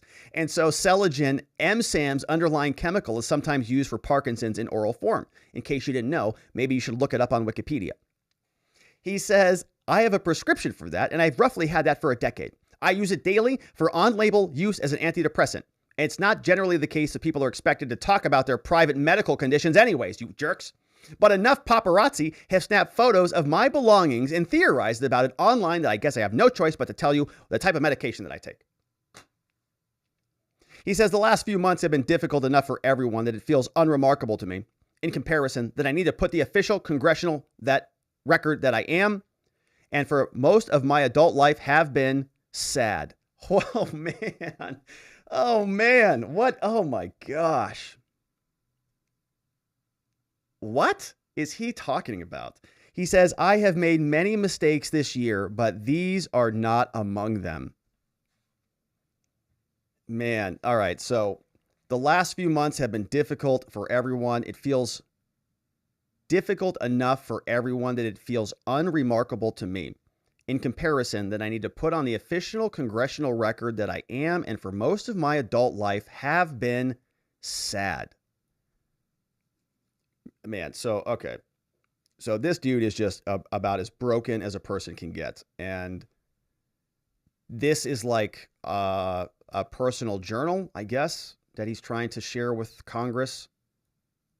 And it's just it's almost like a manifesto about how wronged he was and how wrong everybody is.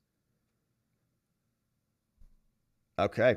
Well, that's that, I guess. So good luck for him. Hopefully that defense works out. I'm not sure that many people are going to buy that or give him a whole lot of sympathy, given the direct malicious intent, right? There's crimes that are of moral turpitude, right? There's crimes that people just happen, not because they're necessarily bad people, but because they've got some problems, right? Sometimes alcoholics have alcoholism and it's a problem, and that causes a DUI. Right? Or somebody drinks too much at a bar in Old Town and they go urinate in public. Criminal offense in Arizona. Right? These are not necessarily crimes of moral turpitude. Some people will ascribe morality to crimes and, they'll say they're immoral.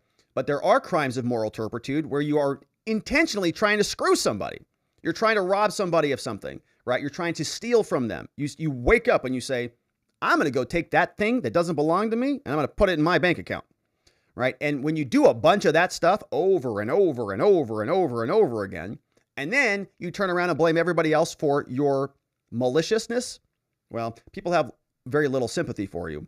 And I think that that's going to be the case with Sam. So bizarre statement. Honestly, I wasn't expecting it to be that weird, but it's pretty weird. He's a weird dude. And if he only has $100,000 and the rest of his lawyers have abandoned ship and he has no access to any funds, yeah, well, he's going to have to go get it from daddy or mommy, or from maybe Maxine Waters will give him some. I'm sure she's got a lot of it stashed away somewhere. But that, my friends, is all of the updates on Sam Bankman-Fried. And of course, we'll continue to cover this story because there's going to be a lot more and the charges will come. Thank you for joining us as we do. for hitting that like button, and for subscribing, following along wherever it is you are watching this. We'll look forward to seeing you on the next one. All right, my friends. Now, let's get into some of the good, juicy Prosecute stuff.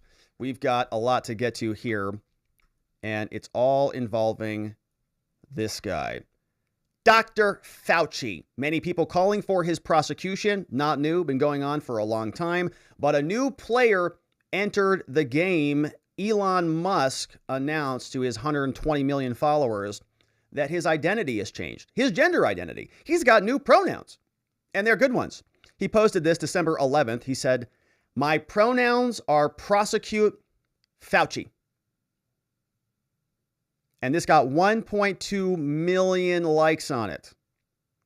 Big numbers. Of course, we like those numbers because that means a lot of people are seeing it. And a lot of people are agreeing with it because they've watched what Fauci has done to this country, and they're very upset about that. Now, a lot of other people were weighing in on this. Some people were speculating, why is Elon posting this on the interwebs? Could it have something to do with other information that is coming out soon? The Hodge twins posted this in response to Elon's pronoun change. They said, "Hey, Elon, let me guess. You found messages between Twitter executives and our government, also known as Fauci and the team, pushing for censorship of anyone that didn't go along with their narrative on COVID. Is that right, Elon?" And Elon posts down here, champion gold medal trophy, because that's obviously what's going on here, right? Elon knows what the data says, and he's waiting for all of it to come out. Dave Lee also responded to Elon. He said, "Hey, Elon, is this going to be explained in a new Twitter Files part? Will that be coming out at some point?" Elon said, "Yes." So we are bracing for impact. That's going to be a lot of fun, and we can't wait to see what that says. Now, Representative Marjorie Taylor Greene, she is very supportive of Elon's transition, as we all are. This is 2022, and we support it. And so she responded. She said, "I affirm your pronouns, Elon." Very accepting and diverse of her. And our friend Viva had an absolute banger of a tweet. If you're not following Viva over there, his tweet thread has been fire, as the youth of America say. He posted this today. Viva said, "The people who spent years screaming, 'Prosecute Trump,' now say it's violence for Elon Musk to tweet out, 'Prosecute Fauci.' The people who say they want clean energy now boycott Tesla, and the people who chant open borders now want to deport a U.S. citizen. Hashtag Democrat standards," from our very good friend right next door, Viva Frei, whose Twitter account has been popping lately. I don't know what's going on over there. Viva's taking some extra vitamins or something's going on, but it's been a good one. So go follow him at the Viva Frei. And he's, of course, right next door on YouTube and on Locals at vivabarneslaw.locals.com. Spicy as can be. Maybe it's that Florida food. Don't know, but it's good. Now, a lot of people on Twitter were chiming in on this. A lot of people in the media chiming in on this. Everybody is upset about this if you're a Democrat, lefty, including the White House. Karine responds to the Prosecute Fauci tweet from Elon. And she's very upset about this because, as we know, anything that condemns the Fauster is dangerous. In the back. Thank you, Karine. As you know, Elon Musk launched a series of attacks on Dr. Anthony Fauci over the weekend, calling for his prosecution. And then he shared some other memes about him and suggested he lied about the illegal origin of the coronavirus. What's your response, first of all, specifically to the attacks on Dr. Fauci, and second, how is your view of Twitter as a sort of public forum and a forum for yourself and for the president and many other officials here? How are those views evolving? So look, we've been very clear about this. These attacks, these personal attacks that we have been seeing are dangerous. Very dangerous. On Dr. Fauci and other public health professionals as well. They are disgusting, and they are divorced from reality. And we will continue to call that out and be very clear about that. Again, these are incredibly dangerous, these personal attacks that we are seeing. Dr. Fauci has served under 7 Republican and Democratic presidents. We cannot forget that. He has given his almost entire career to civil service, as a public servant. His work on infectious disease from HIV/AIDS to COVID has saved countless lives. And, it's unfortunate that he has, we are fortunate, I should say, that he has devoted his career and his life and his exceptional talent to America's public health. And that's what should be discussed right now. That's what we should be thankful to him about. And again, these are incredibly dangerous and should be called out. I'll leave it there. Leave it there, Karine. Elon should be praying to Dr. Fauci for saving so many lives and for dedicating all of his time to being a bureaucrat in a big, gigantic bureaucracy for the federal government. Really has just been sort of moving papers around for the last 30 years. Some of those papers may have been very problematic, and they may have caused, a catastrophe of global proportion. And we'll, of course, dig into more of that because we've got Ron DeSantis and we've got the Republicans who are demanding answers. We're going to take a look at letters from the GOP directly to these individuals, Daszak, and then we'll jump over to Ron DeSantis, who is trying to impanel a grand jury to go investigate more. But before we carry on, we're going to listen to Dr. Fauci. He's responding to all of this. Elon, of course, has said that he needs to be prosecuted. He's even changed his gender identity. But before we listen to Fauci's response, I wanted to share with you this testimonial that I came across from our law firm. We helped this gentleman. In fact, my business partner really did an amazing job on this case when we worked with this gentleman it was a long time ago, but I just came across it. And I wanted to share it with you because if you know anybody in Arizona who needs help, this is what our law firm does. When I first talked to Ryan and Robert, I could tell they knew what they were doing. They said it could help me. And at the end, my expectations were beyond. These guys were honestly the best. I was very comfortable at the end when I finished talking with them. There was no doubt that I wanted to go with them just because they're compassionate about helping. He gave me so many options and so many things that made me feel good about the case. At the end, he did. He pulled it off and it got me a great result. To me, it was the most important thing to get back to my kids and my wife. These guys, they made it happen. They did everything they could in their hands to help me and got me through it. I mean, I couldn't be more thankful for them. This is the best decision I ever did to go with Ryan and Robert and our law group. I'm very thankful for them. Yeah, so if you do need any help, obviously in the state of Arizona, that's what we do. We're over at R&R Law Group, rrlawaz.com. If you need some help, 480-787-0394. We're always happy to help good people who need help in the state of Arizona. All right, so let's get back to Fauci. Fauci is responding to Elon and to his claims that Fauci must be prosecuted. And he is unhappy with the new language that we're hearing. On Thursday. I don't respond to him. I don't pay any attention to him because that's merely a distraction. And if you get drawn into that, and I have to be honest, that cesspool of interaction, there's no value added to that, David. Cesspool? It doesn't help anything. A cesspool of information. It comes as that's Twitter. We're all on Twitter, and we're asking questions. Dr. Anthony Fauci. He says, I don't respond to him. Elon's just a distraction. The guy who happens to own the biggest area for political discourse, I'd say, right? There are other platforms that are bigger than Twitter, but politics and the sort of town square, I think, is taking place on Twitter. It's where all the journos are. It's where all the politicians are. So how is it a cesspool of interaction? Strange. Now, upset about that, but he's also now defending himself, and he doesn't look so good here in this one. He looks tired. He looks sort of worn out or maybe sick or something. But let's see what he had to say, because he's out there trying to defend his record. And why are these not here? Want to blow this up so that we can watch it.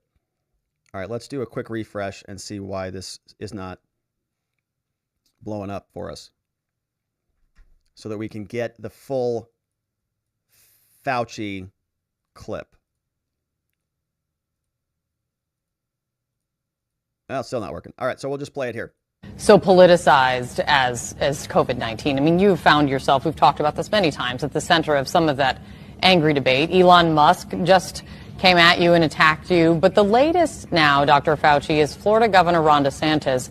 He's now asking the Florida Supreme Court to greenlight an investigation into, and the way he put it, is any and all wrongdoing in Florida with respect to COVID-19 vaccines. What's your reaction to that?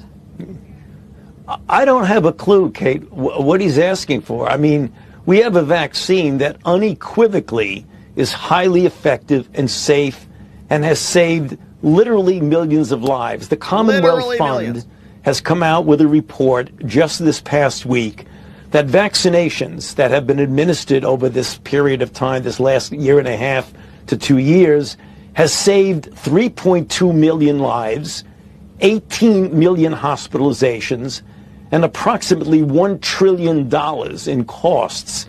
So what's the problem with vaccines? I mean, vaccines are life-saving.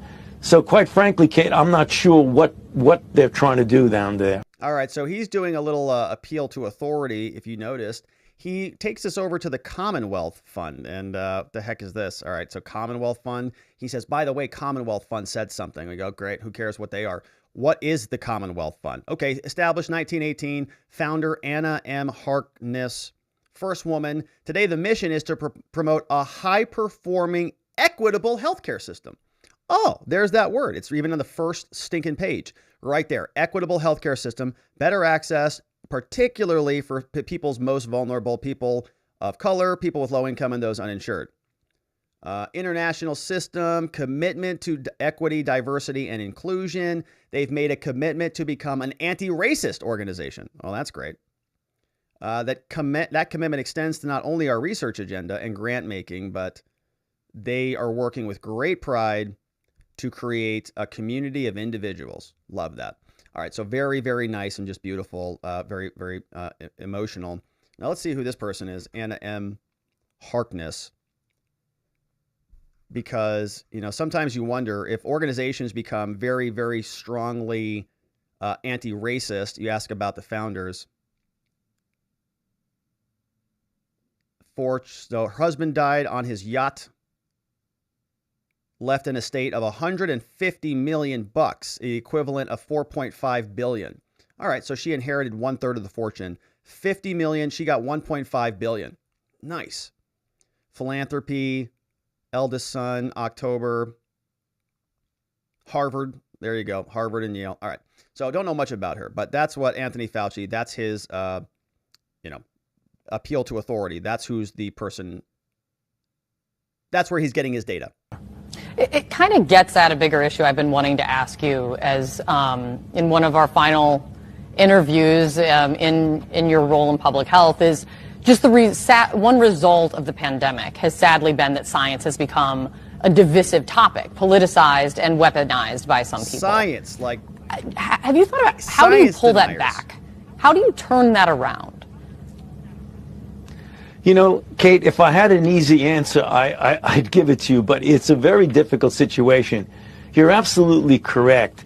It has been politicized, and it has been politicized in a way that has actually caused lives, because if people don't get vaccinated, which unequivocally is life-saving, because of political ideology or because of misinformation and disinformation, that causes lives, and we've just got to get the American public, regardless of whether you lean left, you lean right, it doesn't matter at all. We're all in this together. We're all human beings, and we're all... We all have to do our part. And if you don't do what Fauci wants you to do, well, you're probably killing grandma out there. And so just shut your mouths and do what Fauci says. Now, we are going to go over to Rumble and to Twitter and to watchingthewatchers.locals.com as soon as we read through these letters, these GOP letters. So if you'd like to join us, I will drop the links in the chat and you can come check those out. Hopefully those links work. But after the GOP letter segment, that's where we're going to go, because Ron DeSantis has some spicy things to say. But the GOP is sending a bunch of letters. They say that we're coming after you too, Fauci. It's not just Elon, all right? Elon's not going to be the only person who is changing his pronouns. The GOP wants to change their pronouns too. It's the new thing to do these days. And so they're going after several individuals. We'll start off with Dr. Anthony Fauci, who got a nice juicy letter sent his direction. And all of these letters are coming from Reps James Comer and Rep Jim Jordan. They're copying the Democrats as well. In a letter to Anthony Fauci, the GOP writes the following. They say, "Dear Doctor, since April 2020, Republicans have been investigating the origins of the pandemic, including the CCP's role in obscuring the truth about the initial outbreak. And we have questions about whether any U.S. taxpayer dollars were funded the Wuhan Institute of Virology. They say, Doctor, we've sent numerous emails and letters to you. We have asked for info from the NIH, from the HHS, and to date, you've either ignored these responses or you haven't provided anything sufficient back. But guess what, Doctor? During the 118th Congress, when we're in charge, buddy boy, this investigation will be a priority for the committee, but also for the global community. As stated by 18 experts in Science magazine, knowing how COVID emerged is critical for informing global strategies to make sure this doesn't happen again." And they write Fauci further, according to the Lancet Commission, identifying the origins will provide greater clarity in future prevention. The origin of the disease has taken the lives of more than 6 million people, and he says we still don't know where it came from. Uncovering the truth about the origins is vital to U.S. national security. It's critical to the prevention of future pandemics, and it's going to bring some semblance of closure to the families who lost loved ones. And they say that because you, Fauci, and your agency have been at the center of the pandemic response since this all started, your documents and your testimony are essential to informing our committee about what to do. And to assist us, we respectfully say that we want this information and request that you preserve it for the future. Here's what we want. And we're going to be sending formal subpoenas and record requests. And so if you deleted this, we're going to tell you we told you to preserve it and you deleted it anyways. That's evidence of malfeasance, right? You're actually sort of stonewalling or obstructing a congressional investigation. So they write, all right, Fauci, here's what we want from you, buddy boy. Preserve all your emails, all your documents, and all your data. Everything created since January 1st, all about COVID. Gain of function, potential pathogen care and oversight framework, everything from EcoHealth Alliance, all of the materials from the Wuhan Institute, and the origins of COVID generally. For the purposes of this request, preserve, just so you're aware of what we're talking about, okay? Don't dump this in the bottom of a drawer that you can never find again. It means taking reasonable steps to prevent the partial or full destruction, the deletion of any of this material. Don't be negligent. Don't do it intentionally. You must exercise reasonable efforts to identify and notify former employers, contractors, subcontractors, consultants, and everybody else who may have access to those records. They say if it's routine practice to destroy these records, you better stop that. Halt those practices and don't allow that to continue. Further, the committee requires your testimony about these and related matters, and so be looking forward to an interview. Contact our committee staff to schedule a transcribed interview ASAP. They say that our oversight committee has the broad authority to investigate this stuff. If you have any questions, give us a call. Signed, James Comer and Jim Jordan. All of that sent out. Another letter. Republicans send this one to Francis Collins, doctor and acting science advisor to the president. He is this guy who you've seen a lot screaming at us all about COVID. They are basically, fungible characters. But here he is getting a letter from the Republicans. They say, all right, Dr. Collins, advisor to Biden. They say since April, Republicans have been investigating the CCP. Because you have been at the center of the pandemic since its very beginning, your documents are critical. You've been here from day one. We want the following, and get it back to us no later than December 27th, right after Christmas. So when you're wrapping your presents up, why don't you also wrap up your official calendars from February 17th and send those to us? We'd also like a bow on your official phone records, including landlines and cell phones. We want all documents between you employees and the NIAID and the HHS. We want all documents and communications between you and the Wuhan Institute. Also your employees in Wuhan. We want to know what you said to EcoHealth and Nature Medicine. And we also want to know about your teleconference calls. If you had conversations about the proximal origins of the vid that you talked about in Nature magazine, we want that too. And so we are going to be contacting you, or you better actually, in fact, contact us for a transcribed interview. Signed by Comer and Jordan. Now, he's not alone. Who else is getting a letter in their Christmas stocking is Dr. Peter Daszak. That's this guy. Daszak is the individual who worked at EcoHealth Alliance, and he signed a bunch of letters with Dr. Anderson in the Lancet and other publications at the very beginning of the pandemic. We read a bunch of his lies in multiple videos here on this channel. He's a horrible, horrible crook indeed. He gets a letter from Congress. Since April 2nd, 2020, committee Republicans have been investigating the origins. And during our next Congress, we're coming after you, buddy boy, because you and your organization have been at the center of the pandemic, and you knew about the origins when the government knew about it, because this guy got a bunch of contracts from the NIH and from Fauci. So they say, all right, Dr. Daszak, here's what we want from you. We want all the information about the origins of COVID and China's efforts to cover it up. Get those materials back to us after December. All calendars from Daszak and these 4 other employees, all phone records from Daszak and these other employees, all documents about Wuhan lab, all information about awards, contracts to any agencies, sub-agencies. They want all documents about EcoHealth's proposal to DARPA, the Defense Advanced Research Project Agency, for a project called Preempt, right? Which is probably where they're doing all that gain-of-function stuff. All documents about the potential pandemic pathogen care and oversight framework.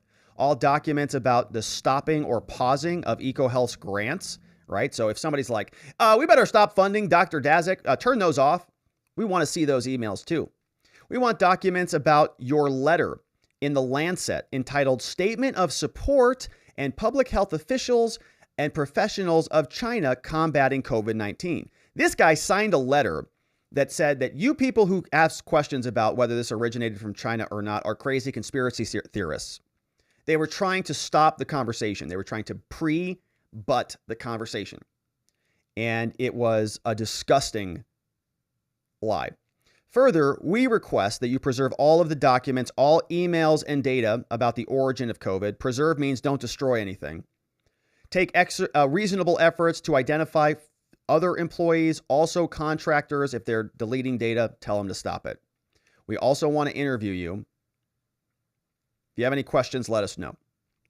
Once again, Jim Jordan and Rep. Comer. The last one that we have is going over to Health and Human Services, very similar to Dr. Honorable Xavier Becerra. Says, since April 2nd, we've been investigating. When we're in charge, we're coming after you. You've been at the department, and your department has been at the center since the beginning. We wrote to you previously in July. We wanted information. You didn't give us any. The NIH have refused to produce any responsive documents, and you're not communicating with us. They say, as a reminder, the Freedom of Information Act does not apply to Congress. Okay, so if you're denying stuff, it doesn't apply to us. The statute itself says as follows, and therefore we need information. Here's what we want. All the official calendars from everybody at Health and Human Services. Calendars for Collins, Fauci, Lawrence Tabak, Hugh Auchincloss, and others. All official phone records from Fauci, Collins, Lawrence. All documents from the Scientific Review Group, information about the advisory contract, more contracts, grant years, anything going to Wuhan. all your conversation about that Lancet article, the Nature Medicine article, your pandemic pathogen and oversight framework, lots of stuff here. The origins of COVID, the documents about the proximal, okay, all this stuff, right? And they basically want information from everybody. You see them here. Two employees from HHS, 4 employees from NIH, a whole handful of other people from NIAID, bunch of individuals here from the FDA. We've got the Secretary of Preparedness and Response, so on. Thank you, they write, for your attention to this very important matter, HHS. Thank you to James Comer and to Jim Jordan. So they're also, it sounds like, changing their pronouns to Prosecute Fauci, to other ones like Prosecute Becerra, Prosecute Daszak, and of course, Prosecute Dr. Francis Collins. A lot of pronouns fluidity here on the program. So the Republicans are going after the health fraudsters. And we've also got Ron DeSantis. Now, Ron DeSantis is making a very interesting announcement. And so because of some of the things he says, and because YouTube is a big pain in our rear in terms of talking about these things, we have got to say goodbye here. So we're going to go over to our watchingthewatchers.locals.com channel, as well as our Rumble channel and our Twitter channel. So if you are down there in the chat, hang on for a quick minute. We'll head over there and continue on with some Ron DeSantis in a quick minute. But let's give some final thank yous and some shout outs to our super chat extraordinaire of the day, which is Eddie Oliver, who's in the house. Because we had a lot of Texas talk. So it's good to see you, Eddie. Eddie's here. Our first one was from JL Spraggins. Spraggins says, SBF's mother is a fundraiser for Dems. She controls Mind the Gap PAC. Donors are Silicon Valley executives. Oh, I think I saw that. You know who I saw that from? Viva, because his Twitter profile is a banger these days.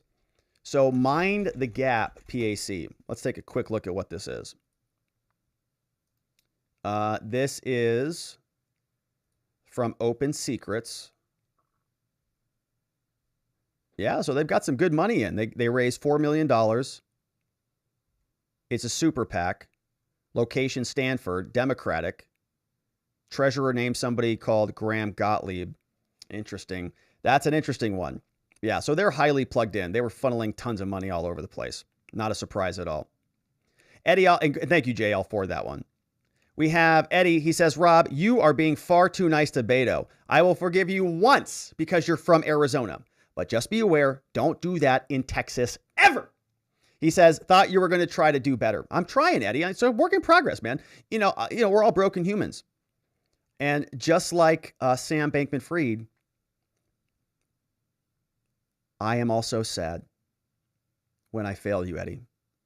And I want to put that on the official YouTube record.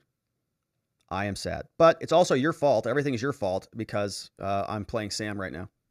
I'm not responsible for anything. Maybe that's how I should take it with you, Eddie. I'm just not responsible for anything. I'm like Sam. It's not my fault. It's your fault. It's everybody else's fault. Eddie says, all Binance did was literally say, look, it's a Ponzi scheme. They didn't start the Padres game. They just pointed out how is that their fault? Dems be wanting to regulate crypto and Texas reps rock. Yeah, that was a good little smackdown of Maxine. He was fighting for his time and he got it. That's all that Binance did. I don't know why people are down on Binance, right? He called it out. He said, everybody's getting screwed over there. Pay attention. Eddie sends another one. He says, SBF portrayed his attorneys as evil. Aren't you an attorney, Rob? Gosh, Eddie. He says, representing all of the attorneys in America, well, really just Arizona. Are you evil? No, I don't. I mean, I reject evil. I disavow evil. I work on the side of light. Safety, clarity, and hope. Now, honestly, like, I don't know what happened with Sam's lawyers. I sort of doubt his take on it because he's a fraudster and a liar, allegedly. But he's also, right, there's a lot of evidence that he was really manipulating, moving things around. He knew what he was doing. He should have known better, but he did it anyways. So, like, there are situations where, I could see his lawyers putting pressure on him. Like that I do believe. I believe his lawyers are saying, look, dum-dum, okay? I know you think you can go raise $40 billion in capital. You can't, okay? You think that people trust you? Nobody trusts you. And so I can understand like the pressure. But if they really did something against his will, right? If they really did, they shouldn't have done that. Like, and I'll stand by that, right? Lawyers shouldn't be acting adverse to their clients' wishes. That's nuts. So, right, I could also see, some lawyers, rushing through that. No, I didn't see the email. I better sign up on this and get this stuff filed. So, I can see it. I'm not alleging that, right? I'm not trying to say those lawyers did that. Everything that we've seen from John J. Ray III and everything that we've seen thus far is like above board by the book. And everything that we've seen from SBF has been a total disaster. So my point is, like, in the law, you weigh the facts, but you also weigh the credibility. Do you trust, like, who do you trust more, right? And in this case, Sam claiming his lawyers are evil, it just lacks credibility. But I'm not evil most of the time. Sometimes I can have a little devilish bend, but it's mostly in good fun. Eddie says, I'm never serious on your channel, but this is one time I will be. Francis Collins wrote an excellent book called The Language of God, a really good book for people who have struggled to straddle the line between science and faith. Wow. So Francis Collins did that? Francis Collins, The Language of God. He's making the argument that science is the language of God. A scientist prevents evidence for belief. Here's what this book looks like. From Francis Collins, the same one? Yeah, it's the same guy. It's the same Francis Collins. The Language of God. It's got a lot of good reviews. Yeah, it's interesting. I think this is an astute thing. I think that science and nature, you can see a lot of God in science and nature. In fact, we were talking about some of this on Twitter yesterday with Paul Minot. Paul Minot linked over to St. Francis of Assisi, St. Francis of Assisi was somebody who was very in tune with nature and animals, and he sort of liked, to live a life of poverty. He said it connected him to God, and being in nature was sort of where he could observe God. I think there's a lot of truth to that. Humanity oftentimes will layer on a bunch of distractions for our lives to distract us from ourselves. But when you get to nature, there's not much of that. It's like you and the world. And I think there's a lot of truth to that. So thanks for the plug there, Eddie. Yeah. Yeah, good stuff. Eddie said, I'm very disappointed when he got caught up in all this COVID business. It's always sad when you see one of your heroes fall. Except for you, Rob. I would not be sad for you. Ah, gosh, Eddie. Oh, way to round it out. All right, so it's like a serious moment, and then it's, it's like, yeah, I hope you fall off your roof. They say true happiness is seeing your neighbor fall off his roof. And so, Eddie, as long as I don't get hurt, I'm okay falling off a roof from time to time. I guarantee you that I will, right? I'll fall off the roof at some point. And many of you probably say you already have a few times. We're still here or not, or maybe you're left. I don't know. But yeah, it is a sad thing. And Francis Collins, I don't think that necessarily some of these people I think are delusional and totally misguided, but not necessarily, evil, terrible people. And a lot of people are trying to do what they think is right. And they're completely, misguided. They've sort of missed the mark. But, these doctors are in a different category. So it's like if you talk to like an ethics attorney, like if I call an ethics attorney, she's like, you should never talk on YouTube again, ever, because what you say is going to put you in trouble, right? Because she's an ethical lawyer. So she's going to tell me that she's hyper aware of that issue. Okay. Just like Dr. Francis Collins is hyper aware of all of this stuff. He's going to see that everywhere he looks. And so you give people a little bit, I think, of professional leniency when they're making positions, but at the same time, there's base layers. Like you don't mandate stuff for people. You don't lock people in their homes. You don't take away their property rights. You don't step all over their freedom of speech. You don't wreck the American Constitution to deal with the pandemic. And I think that Collins and a lot of other people were basically okay with that. And it is sad to see people go. But thank you, everybody, for those very, very generous super chats today. And Eddie Oliver, thank you for all of them, mostly all of them. And to JL Spraggins for sending them in. We also had some Rumble. We have a Rumble. Let's check Rumble. And we had some locals tips come in. We want to make sure we get these here on the program. These came in. Let's see what we have here. John Allen, he says, hey, Rob, won't be able to watch again tonight because of a Christmas party. Missed last night, too, because of a Christmas party. There's a lot going on this week. It's that time. But of course, I watched later as usual. Streams were informative and entertaining. So here's a tip for continuing the awesome work. Well, thank you, John. It's very generous. And hopefully you're partying it up and having a great time and having a lot of fun wherever it is you're partying up, and being safe.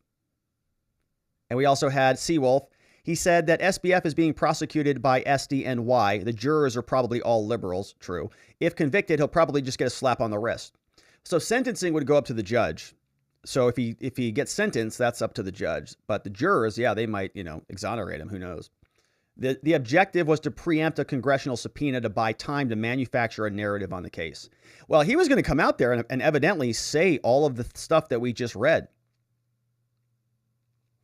And who knows how that's going to, who knows how that would have gone, in other words. Also, Seawolf says, hey, Rob, if you have a limiter or a gate in your audio, you can cut out the leaf blower blowing noise pollution. So I actually have that. I actually do have that in place. Here's what that looks like, right? Here it is. So you can see the noise limiter. This is an expander that I have on right here.